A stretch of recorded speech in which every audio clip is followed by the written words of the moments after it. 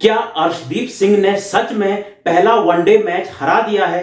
अब आप लोग सोच रहे होंगे कि भाई जो पहला वनडे है वो तो टाई हुआ है, तो फिर हरा कैसे दिया है अर्शदीप सिंह ने?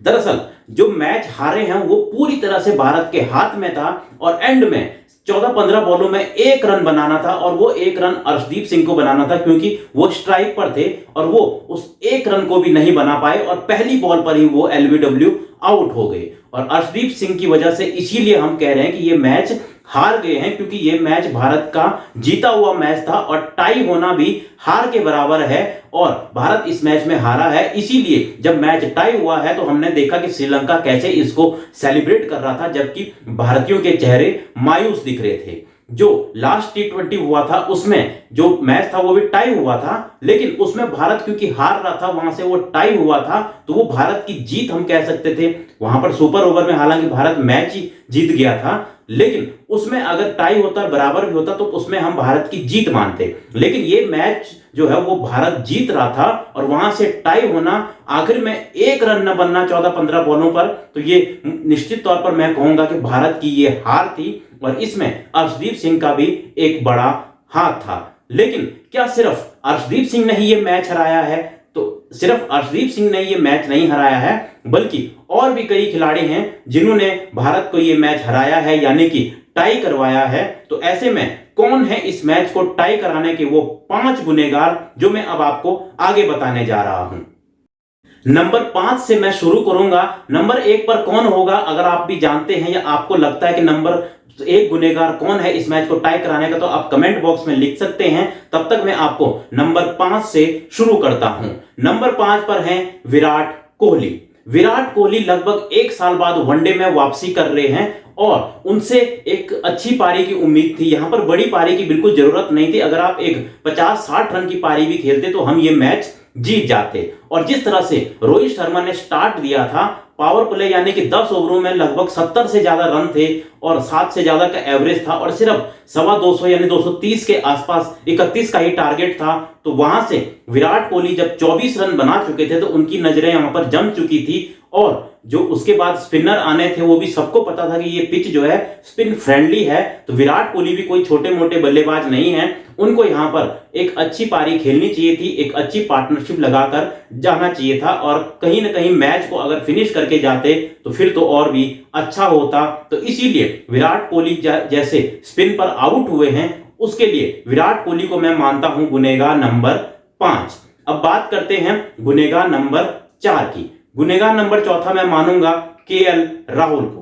केएल राहुल ने जिस तरह से 31 रन बनाए वो वहां पर नजरें जमा चुके थे और उसके बाद वहां से आउट होना, मैच को फिनिश ना करना, कहीं ना कहीं केएल राहुल की बड़ी गलती मान सकते हैं। और खास तौर पर केएल राहुल जिनको अब पता है कि वो अब T20 नहीं खेलेंगे, अब उनको वनडे या फिर टेस्ट ही खेलना है, तो ऐसे में केएल राहुल को कहीं ना कहीं वनडे में अपने आप को ढालना पड़ेगा और इस तरह की पारियों को बड़ी पारियों में कन्वर्ट करना पड़ेगा, क्योंकि उनकी वजह से ऋषभ पंत जैसे जो बल्लेबाज हैं वो बाहर बैठे हुए हैं, उनकी कभी भी टीम में एंट्री हो सकती है अगर केएल राहुल इसी तरह से मौके गंवाते रहे। तो इसलिए केएल राहुल को मैं मानूंगा गुनेगार नंबर 4।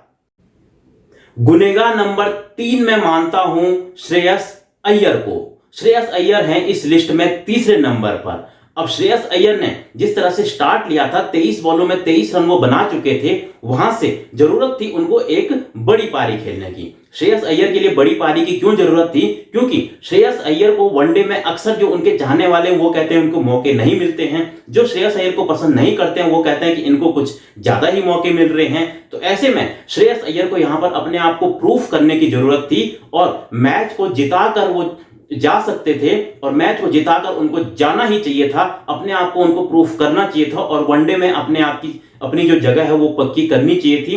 क्योंकि अगर श्रेयस अय्यर ऐसी फ्लॉप होते रहे तो फिर संजू सैमसन जैसे बल्लेबाज या फिर और भी जो बल्लेबाज हैं जो बाहर बैठे हुए हैं उनकी टीम में वापसी हो सकती है और श्रेयस अय्यर का टीम से परमानेंट पत्ता कट सकता है।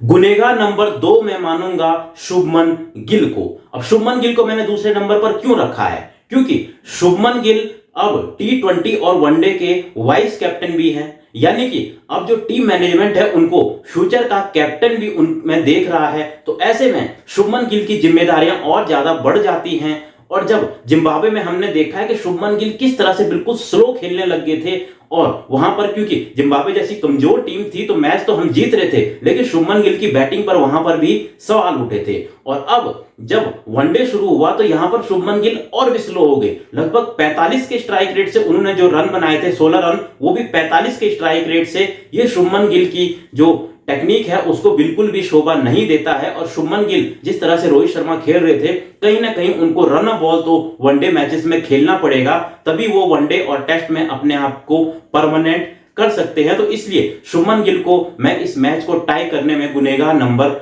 2 मानूंगा। अब बारी है गुनेगार नंबर 1 की। गुनेगार नंबर 1 मैं बिल्कुल अर्शदीप सिंह को ही मानूंगा, क्योंकि आपको सिर्फ 1 रन बनाना है, और अगर आप 1 रन भी नहीं बना रहे हैं तो आप मैच के सबसे बड़े गुनेगार तो माने ही जाएंगे। और खुद कप्तान रोहित शर्मा ने भी मैच के बाद हालांकि बल्लेबाजों को गुनेगार माना है। उन्होंने कहा है कि हमें पता था कि अब स्पिन आने वाली है तो मुश्किलें पैदा होने वाली हैं, तो हमें देखकर खेलना चाहिए था, और बल्लेबाजों ने बिल्कुल भी अपनी रिस्पॉन्सिबिलिटी नहीं ली। कभी भी ऐसा नहीं लगा कि हम एक मोमेंटम की तरफ शिफ्ट हो रहे हैं। लगातार हमने विकेटें गंवाई, जिसकी वजह से मैच टाई हुआ। और एंड में उन्होंने कहा कि जो 1 रन लास्ट में नहीं बना है वो बिल्कुल बनना चाहिए था, जिसकी वजह से मैं बहुत ज्यादा निराश हूं। और कहीं ना कहीं हम भी निराश हैं। वो 1 रन जिस तरह से अर्शदीप सिंह बना नहीं पाए, और ये कोई बड़ी बात नहीं थी 1 रन बनाना, क्योंकि आपके पास आगे अब फ्यूचर में भी, अभी आप युवा हो तो आपके पास फ्यूचर में भी ऐसे बहुत मौके आएंगे जहां पर आपको 1 रन नहीं बल्कि 9, 10, 15, 20 रन भी बनाने आपको पड़ सकते हैं। तो कहीं ना कहीं इतनी बैटिंग आपको आनी चाहिए और इतनी नॉलेज तो आपको होनी चाहिए कि वहां पर कैसे बॉल को रोका जाए, कैसे जो है सिंगल निकाला जाए। और जो अर्शदीप सिंह है वो पहली ही बॉल पर बिल्कुल मारने के चक्कर में, वो भी स्पिन के सामने, एलबीडब्ल्यू हो गए और आउट हो गए। और जिस तरह से शिवम दुबे ने बिल्कुल मैच के करीब पहुंचा दिया था, वो 1 रन अर्शदीप सिंह नहीं बना पाए। तो इसलिए अर्शदीप सिंह को ही गुनेगार नंबर 1 इस मैच का माना जाएगा। लेकिन मैं ये भी कहूंगा कि कहीं ना कहीं बल्लेबाजों ने अपनी जिम्मेदारी नहीं समझी और लगातार विकेट वो गंवाते गए। और खास तौर पर श्रेयस अय्यर, विराट कोहली या फिर केएल राहुल, जिन्होंने एक ऐसा अच्छा स्टार्ट ले लिया था, उसके बाद उन पारियों को कोई भी बड़ी पारी में तब्दील नहीं कर पाया। और कहीं ना कहीं अर्शदीप सिंह के साथ साथ बल्लेबाजी भी इस मैच को टाई कराने के लिए गुनेगार रही है। तो आपको क्या लगता है कि इस मैच को टाई कराने के, यानी कि एक तरह से कह सकते हैं कि इस मैच को हराने के लिए सबसे बड़ा जिम्मेदार कौन है? कमेंट बॉक्स में आप लिख सकते हैं। मिलता हूं मैं आपको एक और ऐसी ही वीडियो में।